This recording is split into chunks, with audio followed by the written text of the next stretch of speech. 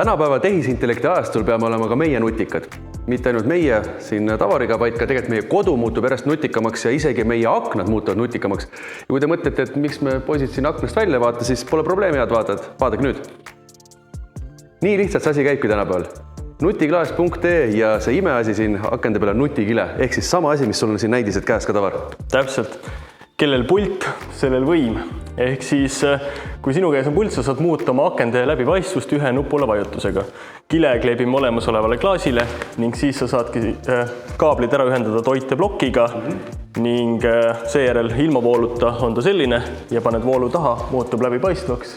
Kardinaid pole enam vaja, naabrid enam aknast sisse ei vaata, võid kas või alasti kodus ringi käia. Ehk see tegelikult selle nutikile suurim väärtus ennekõike privaatsus ja privaatsus ühe kliki kaugusel. Tahad siin vaadata õhtu hämaruses, tõesti võib-olla selline nagu rohkem privaatsust, panete kinni, põmm, on ja. Nii, nüüd teine asi, kui me vaatame siia ülesse, siia oleks ka väga keeruline panna tegelikult ju kardinaid. Siia on isegi võimatu panna kardinaid, mida saab liigutada. Ehk siis tõesti kaldus akende all, tänapäeva kodudes aina rohkem on selliseid viltuseid lagesid ja on väga keeruline leida siis lahendust, mis pakuks kaitset päikese eest, mis sealt kogu aeg sisse paistab, samamoodi privaatsus, et naabrid akna taga tahaks ju kuidagi õhtusel ajal rahulikult telekat vaadata või naisega kallistada ja nutikile on täpselt selle jaoks suurepärane lahendus.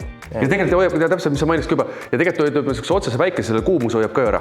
Täpselt. Ta on tegelikult kuumuse tõrje hülgaja ka, aga enne kõik privaatsus ja nüüd räägime sellest, et see läheb, need on erinevaid tooni, on ju? Täpselt, et on piimjastoon, mis on siis selline, mis annab ruumi hästi palju valgust juurde, naturaalne valgus säilib ruumis ja siis on hall, mis on selline, mis kaitseb jällegi rohkem päikesest. Siin ma saan aru, et see on ikkagi päris uus maja. Aga tegelikult saab seda ju paigaldada, ei ole küsimus, kui vana see aken või see kodu on. Tuleb lihtsalt teiega ühendust võtta, teie leiate lahenduse.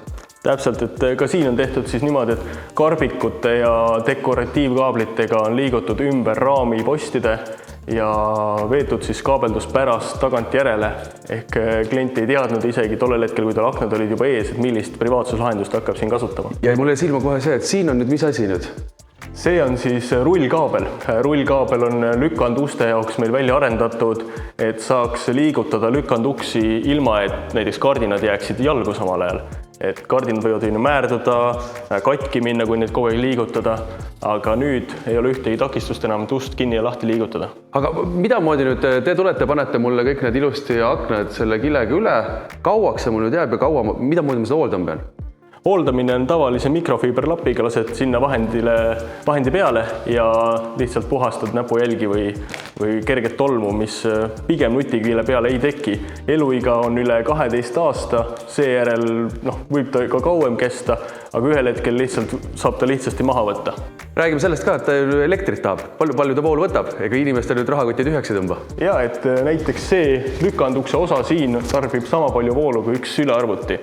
Ja ainult läbipaistvus olekus, ehk siis ütleme 1-2 eurot kuus. Meie oleme siin küll nüüd eramajas, aga te olete nutikilet paigaldanud ju ka näiteks kontoritesse, vaheseinad, kuhu kõike veel saab panna? Ja, et vaheseinad kindlasti on väga populaarsed, aitab nii palju ruumi toas kokku hoida, kohati isegi 40 centimeetrit tekib rohkem vaba pinda. Aga väga palju kasutatakse just nendes ruumides, kus on vaja projektorit kasutada. Ehk siis kas päike häirib liiga palju ruumis projektori kasutamist või hoopis nutikile peale projektoriga näidata ja siis see on nagu HD kvaliteedis kinoekraan. Ehk siis ütleme, kui seal oleks praegu projektor, siis siia peale saaks tegelikult väga suure teleka tekitada. Tegelikkuses paned kas või need 2 klaasi kokku ja on ütleme siis 6x3 meetrit telekas. Aga kus te olete veel inimestel appi läinud, et kontori vaheseinad on ju siis kodudes, kus veel?